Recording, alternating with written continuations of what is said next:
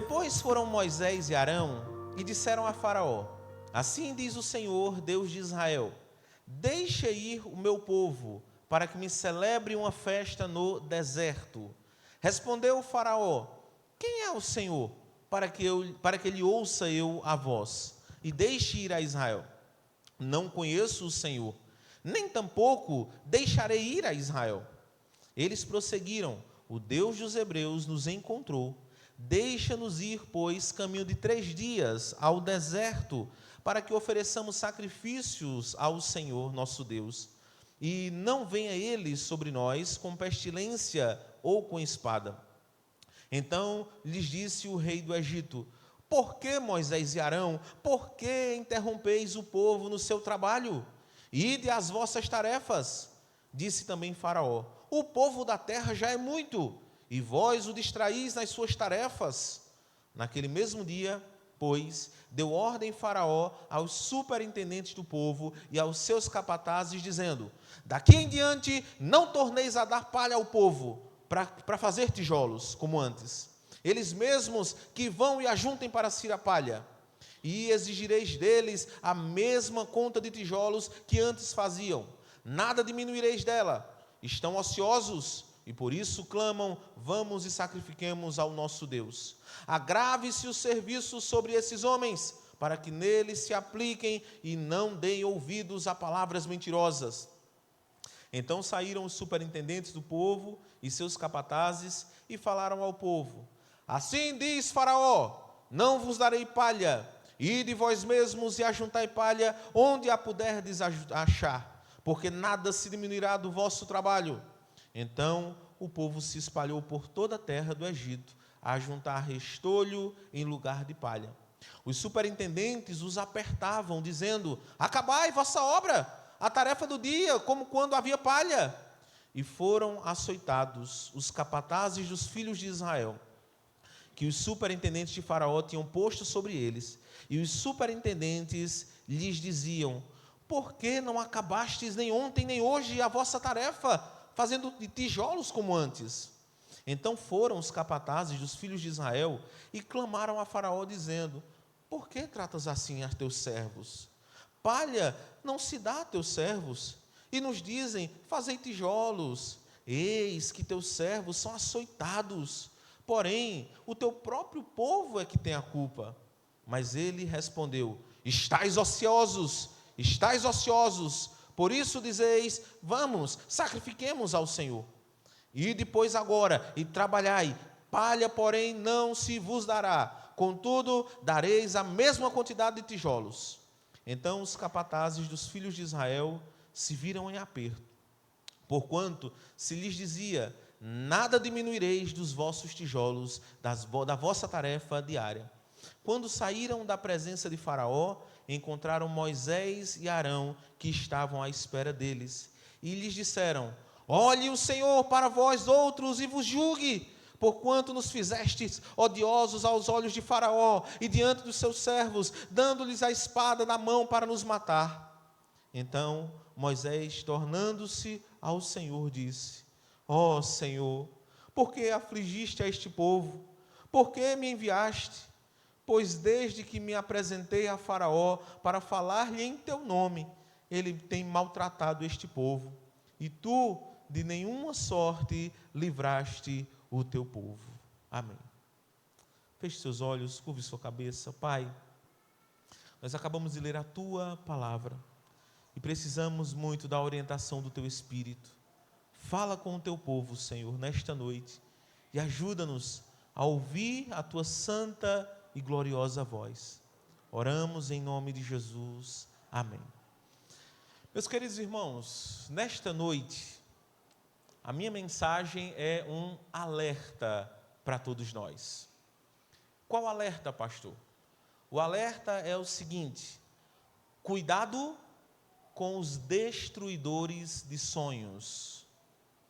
Cuidado com os destruidores de sonhos. Você já teve a experiência, alguma vez, de sonhar com um projeto que Deus colocou no seu coração, e você se anima, se empolga, e você sabe que foi o Senhor que colocou aquele projeto no seu coração.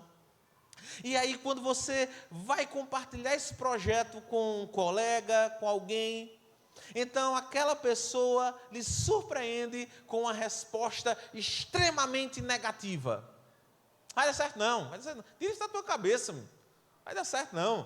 Isso aí, ó, não vai dar certo não. Não sei se você já teve essa experiência. Eu não estou falando, irmãos, de uma mera opinião apenas. Eu estou falando sobre uma tentativa deliberada de destruir os sonhos de alguém. Entendam o meu ponto aqui. Veja, ponto de vista diferente é normal. É normal que, de repente, você tem um projeto e você compartilha com uma pessoa que ama você, que quer o seu bem, e essa pessoa olha para você e diz assim: olha, você já pensou nessa outra possibilidade? Olha, você já pensou que isso pode não dar certo? Isso aqui é uma atitude de alguém que ama, que quer o seu bem e que está fazendo ou tentando fazer você olhar para outros pontos. Eu não estou falando dessa atitude de alguém que quer ajudar, de alguém que está agindo por amor. Não, não é isso que eu estou falando. Eu estou falando de pessoas que têm um prazer de destruir os sonhos de alguém. Um prazer de destruir os planos de alguém. Que fazem questão de jogar terra quando alguém vem com um projeto. É esse o destruidor de sonhos sobre quem eu estou falando nessa noite. Não estou falando, como eu disse, somente de um ponto de vista diferente, somente de olhar por um olhar diferente, não. É a pessoa que deseja matar a nossa alegria, matar a nossa esperança. Por isso, luta constantemente para ver os nossos sonhos frustrados, os nossos planos despedaçados. Por quê? Porque a nossa alegria parece que machuca essa pessoa. Elas têm dificuldades de ouvir o ensinamento de Paulo: alegrai-vos com os que se alegram. Porque muitas vezes, irmãos, na maioria das vezes, é mais fácil chorar com os que choram do que alegrar-se com os que se alegram. E aí então há pessoas que ficam satisfeitas só de nos verem tristes e desmotivadas. É uma alegria que elas têm. E é sobre essas pessoas que eu estou dizendo nesta noite: cuidado, tenha muito cuidado. Cuidado, porque elas podem estar ao seu lado. Espero que não aqui na igreja, mas eu digo onde você está, comendo em sua mesa, chamando você de amigo, chamando você de amiga. Porque normalmente, irmãos, o que move o destruidor de sonhos é a inveja. Infelizmente, mas é verdade, é a inveja. Ele não consegue ver o sucesso do outro. Aliás, ele até consegue ver o sucesso do outro, mas desde que ele esteja numa posição superior. Então, enquanto você está numa posição inferior, então ele se alegra. Se você começa a crescer demais, opa, está crescendo demais. E aí então, joga terra no projeto. Você não pode crescer demais. Você não pode ser melhor do que eu. E aí então, os destruidores de sonhos tentam nos destruir, nos desmotivar, através das suas palavras, através das suas ações. Muitas vezes tentam destruir a nossa reputação. Quantas vezes, por exemplo, um amigo na empresa é seu amigo, aparentemente é seu amigo, mas chega por trás de você e queima você para o seu superior. Às vezes, aquela pessoa que está num relacionamento e aí compartilha com um amigo, compartilha com uma amiga, parece, às vezes, o desejo por uma terceira pessoa, por uma outra pessoa, e aí então aquela pessoa que se diz de amigo, então, vai por trás, queima o filme do outro, né? Mas é um amigo, mas é amiga. E nós precisamos ter muito cuidado, meus irmãos, com os destruidores de sonhos. Faraó era um destruidor de sonhos. Veja, na semana passada nós terminamos o capítulo 4 de Êxodo. E nós vimos a animação do povo. E a gente terminou na semana passada, você vai lembrar. Quer ver? Veja aí, volta aí, por favor, o capítulo 4, os últimos versículos, 30 e 31. Veja como tudo estava caminhando bem, vê. 30. Arão falou todas as palavras que o Senhor tinha dito a Moisés. E este fez os sinais à vista do povo. E o povo creu E tendo ouvido que o Senhor havia visitado os filhos de Israel, e lhes vira a aflição, inclinaram-se e o adoraram. Olha como nós terminamos o capítulo 4. Esse povo que estava escravizado há 400 anos. Um povo que estava se sentindo esquecido pelo Senhor. Deus não se lembra mais de nós. Deus não quer mais saber de nós. Era um povo que se sentia abandonado, esquecido. E aí, de repente, vem um homem de longe e diz assim, Deus me visitou e Ele disse para eu vir aqui, porque Ele vai me usar para libertar vocês. Esse homem confirma a sua palavra através de sinais. Ele mostra milagres. E aquele povo começa a olhar aqueles sinais e fica assim, maravilhado, boquiaberto. E aí o resultado é o que nós vimos. O texto diz que o povo creu e o povo adorou. A esperança desse povo começou a brilhar novamente. Esse povo começou a acreditar novamente. Esse povo começa a sonhar com a liberdade. Era um povo que estava animado, empolgado. E Moisés diz, olha, eu vou conversar com o faraó. Quando é que você vai conversar? Nesses próximos dias, eu vou conversar com o faraó. E o povo está lá animado, opa, será que a gente vai passar só mais uma semana aqui? Quanto tempo será? Será que a gente vai passar só 2 dias? O povo já começa a arrumar as malas, já começa a ter aquele clima de despedida. Deus nos visitou, Deus vai nos tirar daqui, glória a Deus, Deus é bom, em todo tempo Deus é bom, e esse povo começa a se animar. E Moisés está animado também, né?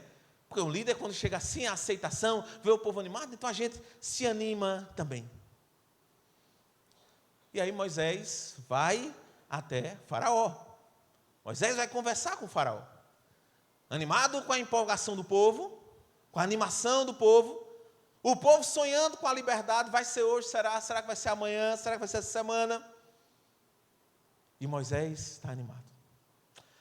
Ei, Deus já colocou um sonho no seu coração, que você ficou saltando de alegria? Que seu coração pulava assim, e você queria compartilhar com alguém? Que você sai, meu Deus, eu preciso falar com alguém, preste atenção. Se isso já aconteceu com você, tenha muito cuidado. Tenha muito cuidado. Porque dependendo da pessoa para quem você fala, você pode se desanimar imediatamente. Sabe, um exemplo que eu acho interessante é o exemplo de Neemias. Neemias tem um chamado do Senhor para ir reconstruir os muros de Jerusalém. Mas se você observar, o texto bíblico diz que quando Neemias vai para Jerusalém, ele passa um tempo olhando a cidade e ele diz, eu não disse a ninguém, eu não declarei a ninguém o que Deus pusera no meu coração. Neemias vai olhar a cidade, analisar a cidade, e ele não fala para ninguém o que ele estava fazendo ali. Ele espera o momento certo. Ele espera as pessoas certas para que ele possa compartilhar aquilo que Deus tinha colocado no seu coração. Porque, irmãos, quando nós compartilhamos os nossos sonhos, os nossos projetos, os projetos que Deus coloca no nosso coração, com destruidores de sonhos, irmãos, misericórdia, misericórdia. Moisés tinha um sonho de Deus, mas antes de se concretizar, ele precisava passar pela prova do destruidor de sonhos. E aí lá vai Moisés, veja o versículo 1 aí, por favor. Depois foram Moisés e Arão e disseram a Faraó, assim diz o Senhor, Deus de Israel, deixa ir o meu povo para que me celebre uma festa no deserto. Veja, eles se dirigem a Faraó com a fórmula do mensageiro, assim diz o Senhor. Eles não estavam dizendo, nós dizemos, é o nosso desejo, não.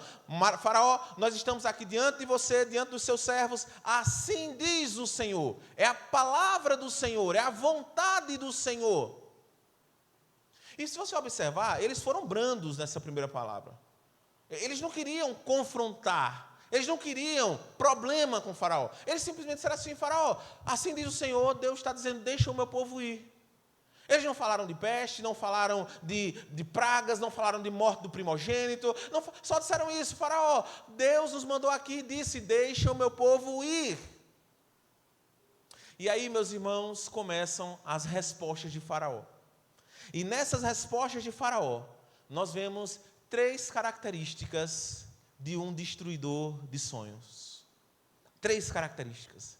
Observe comigo. Em primeiro lugar, destruidores de sonhos tentam diminuir o tamanho de Deus. Destruidores de sonhos tentam diminuir o tamanho de Deus. Veja o versículo 2, por favor. Respondeu Faraó: quem é o Senhor, para que ele ouça eu a voz e deixe ir a Israel? Não conheço o Senhor, nem tampouco deixarei ir a Israel. Veja, Faraó pergunta: quem é o Senhor? A pergunta de Faraó não é uma pergunta consultiva, perguntando: por favor, tem como você me explicar quem é o Senhor? Não. Ele não está querendo saber quem é o Senhor. É uma pergunta de desprezo. É aquela pergunta que você chega e diz assim: quem é você?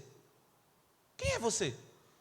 Essa é a pergunta de Faraó, é uma pergunta de desprezo.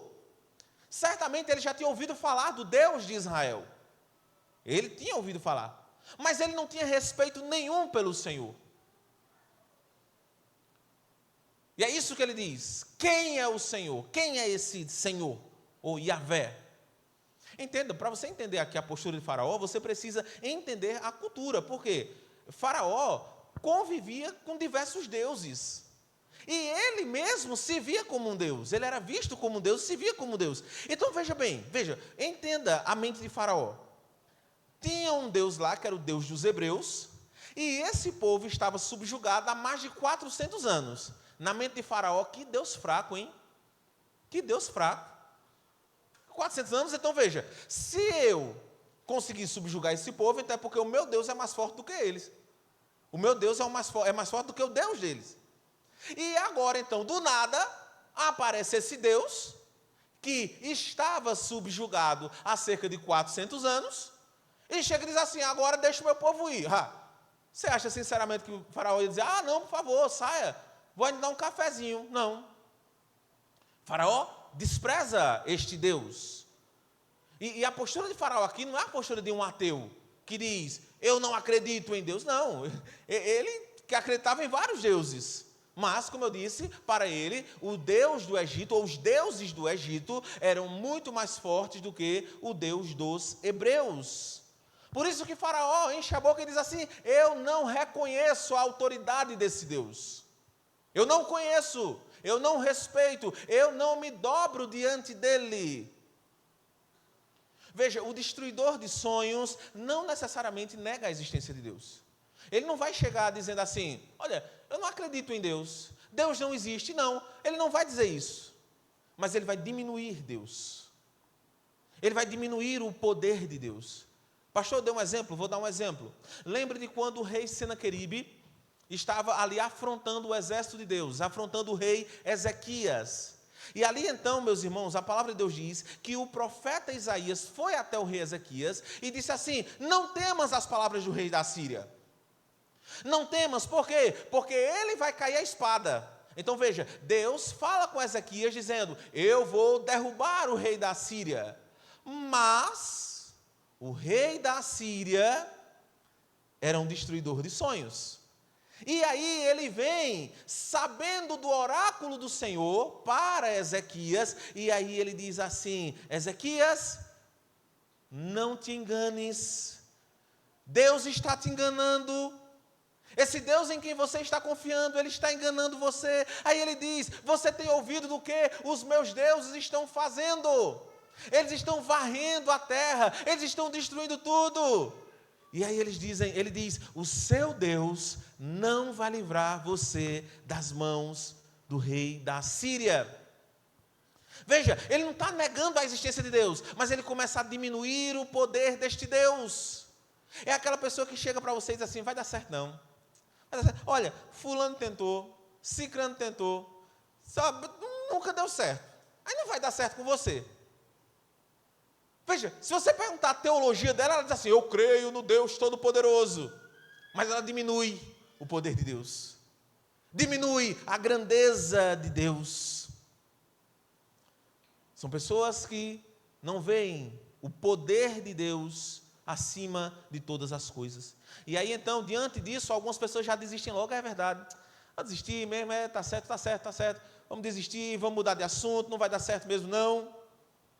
Mas é nesse momento, irmãos, que devemos fazer o contrário. Diante dessa ausência de fé, aí é que nós devemos reafirmar a nossa fé. Vai dar certo. Vai dar certo, por quê? Porque Deus está no controle.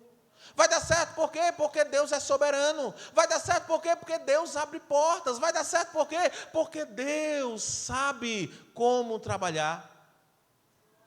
Veja que Moisés e Arão têm essa postura. Versículo 3, veja aí, por favor. Eles prosseguiram. O Deus dos hebreus nos encontrou. Deixa-nos ir, pois, caminho de 3 dias ao deserto, para que ofereçamos sacrifícios ao Senhor nosso Deus, e não venha ele sobre nós com pestilência ou com espada. Veja que agora eles já começam a expor a missão com mais detalhes. Eles dizem, diferente dos deuses egípcios, que têm boca e não falam, que têm olhos e não veem, que têm pés, mas não andam, eles dizem, o nosso Deus, o Deus dos hebreus, nos encontrou. Ele apareceu a nós. E aí eles dizem, Faraó, deixa o povo ir. E tem uma expressão que aparece aqui que a gente não consegue entender muito, porque ele diz assim, deixa ir caminho de 3 dias. Mas provavelmente está aqui esse caminho de 3 dias, porque para dizer o seguinte, que inicialmente eles fazem uma proposta a Faraó, que nem essa proposta de 3 dias Faraó está disposto a abrir mão. Ele não estava disposto a nenhuma negociação. A resposta dele simplesmente é não, não e não. E aí Moisés e Arão alertam, Faraó, se você não deixar o povo ir, então Deus vai mandar a espada, Deus vai mandar a pestilência. Mas observe que Arão e Moisés ainda estão um pouco tímidos, um pouco inibidos. Afinal de contas, irmãos, eles estavam diante de Faraó. Acredito que se nós estivéssemos no lugar dele, nós também estaríamos tímidos. Pelo menos nesse início. Mas veja, meu primeiro ponto é que os destruidores de sonhos tentam diminuir o tamanho do nosso Deus. Diminuir. De forma velada, mas eles tentam diminuir. Não vai dar certo. Não vai dar certo. Não, desiste. Não vai dar certo. Segundo, destruidores de sonhos tentam tornar a nossa vida mais amarga. Destruidores de sonhos tentam tornar a nossa vida mais amarga. Veja, os amigos verdadeiros se alegram com as nossas conquistas. É tão bom, né? A gente vê um irmão conquistando algo e a gente se alegra, glória a Deus. Nesses dias o irmão me contou uma bênção, uma vitória. E eu olhei para ele assim e disse, meu irmão, olha, eu estou tão feliz que parece que essa vitória parece que foi eu. De tão feliz que eu estou. De poder compartilhar dessa vitória. Então é muito bom quando você vê verdadeiros amigos que se alegram com as suas conquistas. Mas o destruidor de sonhos, meu amigo, o que ele puder fazer para tornar a sua vida mais amarga, ele vai fazer. E observe que é isso que Faraó faz. Veja o versículo 4, por favor. Então lhes disse o rei do Egito, por que Moisés e Arão, por que interrompeis o povo no seu trabalho? Ide às vossas tarefas, disse também Faraó, o povo da terra já é muito, e vós o distraís das suas tarefas. Veja, para Faraó aquilo era uma loucura. Vocês estão loucos? Vocês estão sem ter o que fazer? Vai ver se eu estou ali na esquina. Vai procurar uma roupa para lavar. Vocês não tem assunto não, é? Vim aqui para pedir uma coisa dessas. Porque para Faraó, ele via apenas o aspecto financeiro. O povo de Israel era escravo e dava lucro ao Egito. E muito lucro. E naquele momento, Moisés e Arão estavam querendo atrapalhar o negócio lucrativo dos egípcios. O povo estava começando a deixar de produzir, pensando que ia sair imediatamente. E aí vem a postura de Faraó, versículo 6. Naquele mesmo dia, pois, deu ordem Faraó aos superintendentes do povo e aos seus capatazes, dizendo, daqui em diante não torneis a dar palhas ao povo, para fazer tijolos como antes, eles mesmos que vão e ajuntem palha para si. E exigireis deles a mesma conta de tijolos que antes faziam, nada diminuireis. Veja, irmãos, que absurdo. Se as condições de trabalho já eram precárias, agora Faraó torna a vida do povo mais difícil, mais amarga. Veja, a palha, que naquele contexto era um item necessário para a fabricação de tijolos, era cedida pelo Egito. Eles davam essa palha. Mas agora seria diferente. Além de fabricar o tijolo, eles iriam também ter que providenciar a mão de obra. Eu sei que tem algumas pessoas aqui que trabalham, né, no nosso próprio setor aqui, costura. Mas é mais ou menos como se o seguinte: se o seu patrão, você vai lá e você costura. Só que ele providencia para você o fio, a linha. Só que aí o seu patrão começa a exigir a mesma produção, só que agora você tem que ir lá no centro para comprar a linha.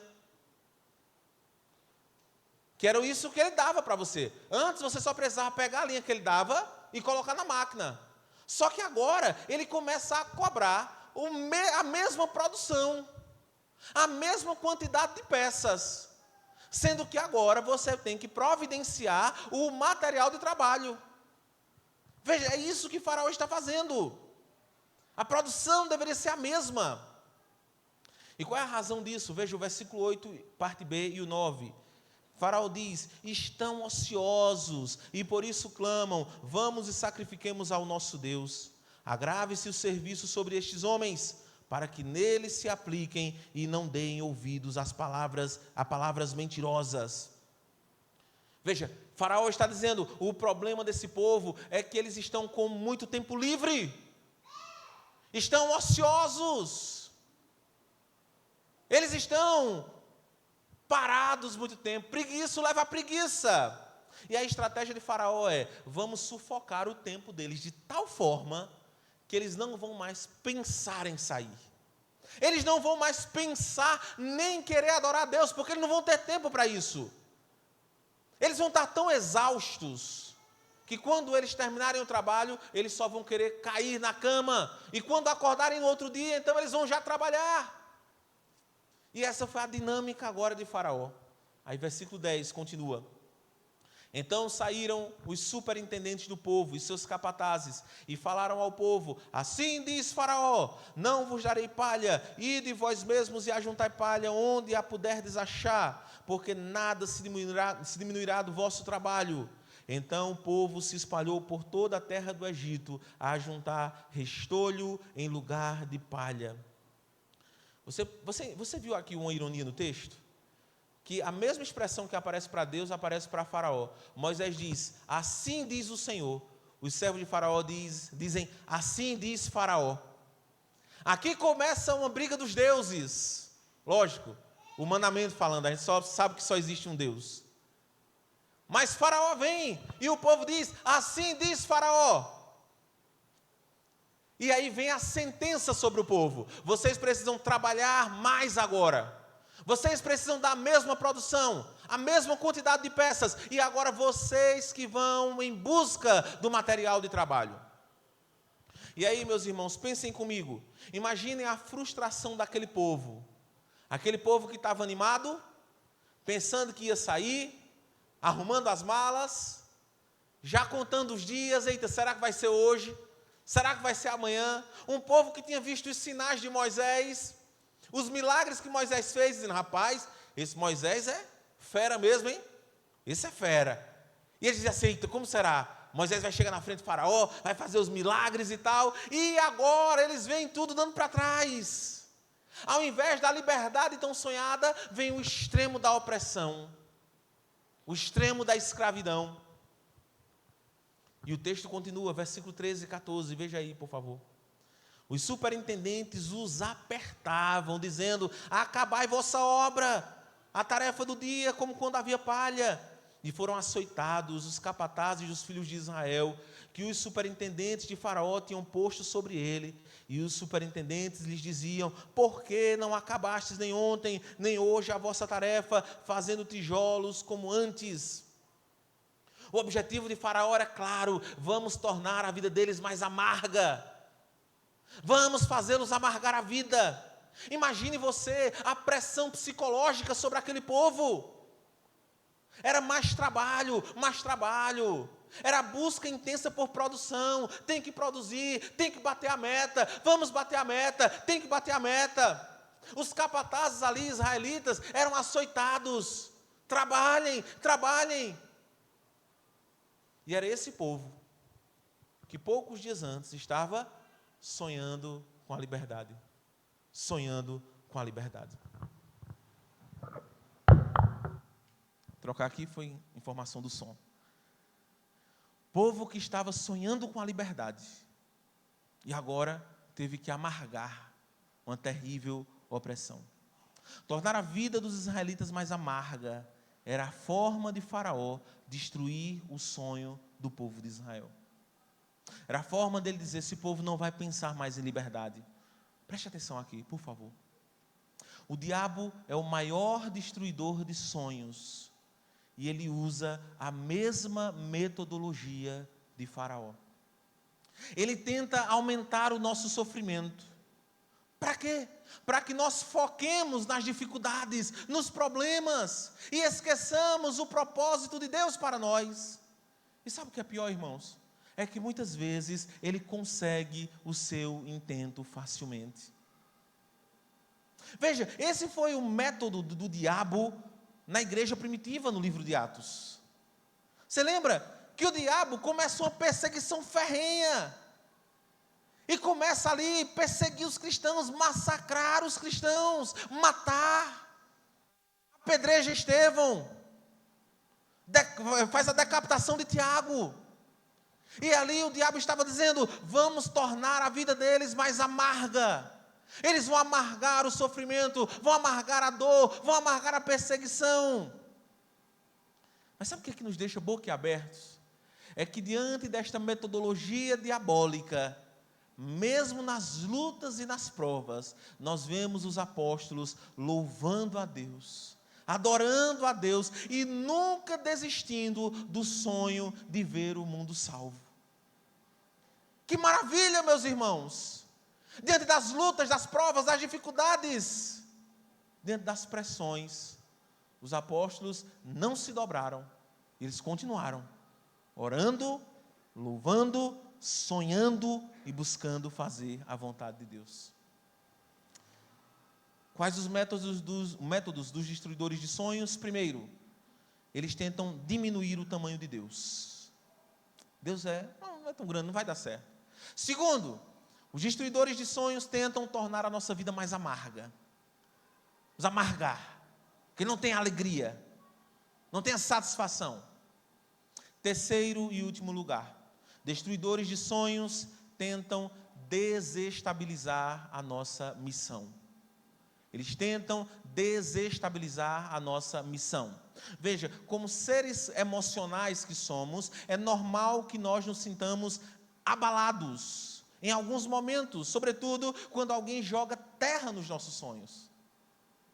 Você não gosta, você está animado, alguém vem, não vai dar certo não, joga terra, desiste e tal. Ninguém gosta disso.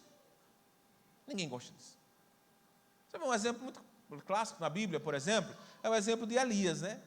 Elias estava no ápice do seu ministério. Ele tinha derrotado os profetas de Baal. Ali era o clímax do ministério de Elias. Aí vem uma mulher, Jezabel, e diz assim: assim como você fez com os profetas de Baal, eu vou fazer com você. Imagina, Elias cheio de sonhos, como eu disse, do clímax, no ápice do seu ministério, sonhando. Vem Jezabel e joga terra nos sonhos de Elias. E por causa daquela terra que ela jogou, Elias vai para a caverna, Elias pede para si a morte.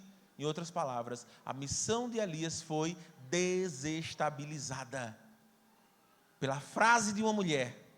Porque uma mulher usada pelo diabo tentou destruir os sonhos do profeta. Não foi diferente com o povo de Israel. Veja o versículo 15 e 16, por favor. Então foram os capatazes dos filhos de Israel e clamaram a Faraó, dizendo: por que tratas assim a teus servos? Palha não se dá a teus servos. E nos dizem: fazei tijolos. Eis que teus servos são açoitados, porém o teu próprio povo é que tem a culpa. Parece nessa fala que os israelitas ainda não tinham entendido que aquilo que estava acontecendo era porque Moisés já tinha falado. Não sei, a impressão que se dá é essa. Mas eles estão dizendo assim, olha, provavelmente eles estavam com a audiência de um enviado de Faraó, né, de alguém que representava Faraó, e eles estavam dizendo, olha, nós não estamos batendo a meta, não é porque nós somos devagar, não é porque nós somos preguiçosos, é porque vocês não estão dando mais palha, é porque o trabalho multiplicou, então não tem como bater mais a meta. Eles estão querendo argumentar a situação. E aí então vem a resposta de Faraó, vê, versículo 17 a 19. Mas ele respondeu, estáis ociosos, por isso dizeis, vamos, sacrifiquemos ao Senhor. E depois agora, e trabalhai, palha, porém, não se vos dará, contudo, dareis a mesma quantidade de tijolos. Então os capatazes dos filhos de Israel se viram em aperto, porquanto se lhes dizia, nada diminuireis dos vossos tijolos, da vossa tarefa diária. Aí cai a ficha dos israelitas. Diz, agora a gente já sabe por que a gente está sofrendo assim. Porque Moisés inventou de falar com Faraó. Imagina, Faraó chama eles de preguiçosos, ociosos. Né? Vocês são preguiçosos. Vocês ficam sem fazer nada. Imagina, a mesma coisa do cara ser assaltado e ser chamado de, sei lá, seu preguiçoso. Como acontece muitas vezes. Sabe, Faraó está vendo aquele povo escravizado. Eles, vocês são ociosos. Vocês estão querendo fugir do trabalho. E sabe qual é o problema? É porque vocês estão com essa conversinha aí de querer sacrificar ao Senhor. Aí, meus irmãos, é quando o povo, no nosso nordestinês, o povo pega ar. Aí o povo pegou ar. Porque eles entenderam por que estavam sofrendo. Eles entenderam onde estava o problema. O problema é que Moisés e Arão inventaram de falar com o Faraó. Veja, aquele povo que estava tão animado, feliz da vida, vai Moisés, vai Arão. Agora tudo muda. Agora a forma de eles verem, tudo começa a mudar. A animação desse povo agora se torna em frustração. A admiração que eles tinham por Moisés e por Arão, os sinais, menino, olha, tu viste o sinal, agora essa admiração se transforma em repulsa, não posso nem ver. E com essa postura, meus irmãos, Faraó estava jogando o povo contra Moisés e Arão. O que é que ele estava fazendo? Desestabilizando a missão do povo de Deus. E aí veja o versículo 20 e 21, olha agora, preste atenção. Quando saíram da presença de Faraó, encontraram Moisés e Arão, que estavam à espera deles, e lhes disseram, olhe o Senhor para vós outros e vos julgue, porquanto nos fizestes odiosos aos olhos de Faraó e diante dos seus servos, dando-lhes a espada na mão para nos matar. Você veja a diferença? Olha a diferença do povo, irmãos. Esse povo chega para Moisés e Arão e despeja sobre eles a frustração, a raiva, invocam o juízo de Deus sobre eles, que Deus julgue vocês, que Deus julgue vocês, que Deus puna vocês. Eles acusam Moisés e Arão, dizem assim, olha, é por causa de vocês que Faraó agora está nos odiando. Olha a diferença, quando a situação dá errado, a unidade muitas vezes é prejudicada. Lembra quando os irmãos José foram presos, lá atrás? Quando José, disfarçado ali sem que eles conhecessem, prendem os irmãos. Aí estava todo mundo tranquilo. Mas quando prende, aí começam a acusar o outro. Olha, foi porque você, há anos atrás você fez isso com o nosso irmão. Aí começa a briga. Sabe? Quando a coisa vai para trás, dá para trás, aí muitas vezes a unidade é prejudicada. Aqui é isso que acontece. A coisa deu errada. E aí o povo volta com 3 quentes e 2 fervendo para o lado de Moisés e Arão. A culpa é de vocês. Quem mandou vocês falarem com o Faraó? Mas todo mundo estava torcendo, todo mundo estava lá, vai. E agora a história muda.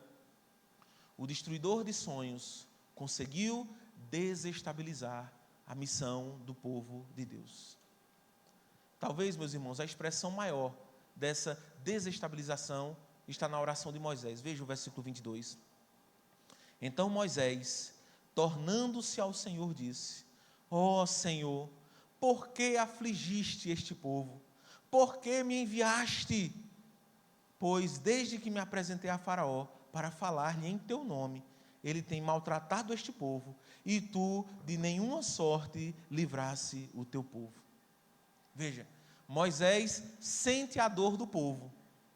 Ele leva a dor deste povo ao Senhor, e ele faz um questionamento, ele diz: Senhor, por que o Senhor está afligindo esse povo? É como se ele estivesse dizendo: Senhor, esse povo já estava sofrendo tanto como escravo, aí o Senhor me trouxe aqui para aumentar o sofrimento deles, Senhor. Não era melhor que eu não tivesse vindo? Ele diz: Senhor, por que o Senhor me enviou?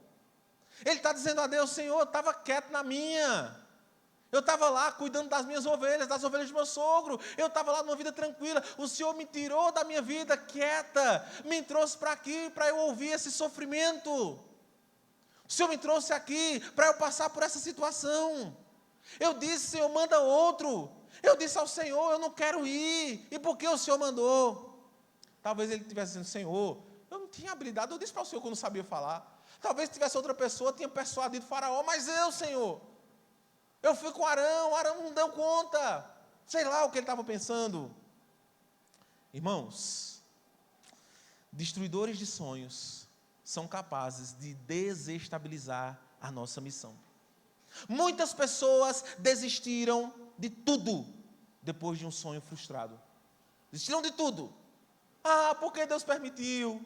Por que, Senhor? Por que Deus não interviu na situação? Será que Deus não se preocupa comigo? Será que Deus realmente existe?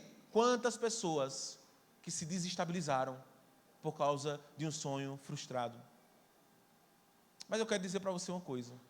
Apesar da frustração, Moisés fez o que era certo. Ele levou a sua causa diante do Senhor. Ele foi até o Senhor. E eu quero dizer algo para você. Preste atenção nisso, por favor. Deus é especialista em restaurar sonhos destruídos. Ele é especialista. Como é que o senhor pode dizer isso, pastor? Vou provar para você. Um dia, os discípulos de Jesus passaram pela maior frustração da vida deles. Sabe? Eles viram Jesus. E quando eles viram, eles pensaram: esse é o Messias, vamos segui-lo. Eles deixaram as redes para segui-lo. Mateus deixou a coletoria de impostos para seguir. Eles deixaram a vida para seguir a Jesus. Eles esperavam que Jesus fosse um rei, que iria pegar em espadas, iria levantar um grande exército, iria se insurgir contra Roma, ia sentar-se no trono, ia dizer: eu sou o rei de Israel. Mas os sonhos foram destruídos. Quando eles menos esperavam, a Bíblia diz que Jesus foi traído, abandonado, açoitado, crucificado e morto. Os sonhos foram destruídos. Os sonhos foram frustrados. Aparentemente, o diabo tinha destruído os sonhos dos discípulos. Mas você lembra do que eu falei? Deus é especialista em restaurar sonhos. E naquele momento, a Bíblia diz que ao terceiro dia, Jesus ressuscitou. E ele disse: ide e fazei discípulos em todas as nações. Jesus estava dizendo: eu não sou apenas o rei de Israel, eu sou o Salvador do mundo. Eu sou o Rei dos reis e o Senhor dos senhores. Como estão os seus sonhos nessa noite? Como você chegou nesse lugar? Talvez você já sonhou tanto. Talvez você já alimentou tantos planos na sua vida. Vai dar certo, vai dar certo. E aí de repente chega alguém: vai dar nada. Ah, você está perdido. Deus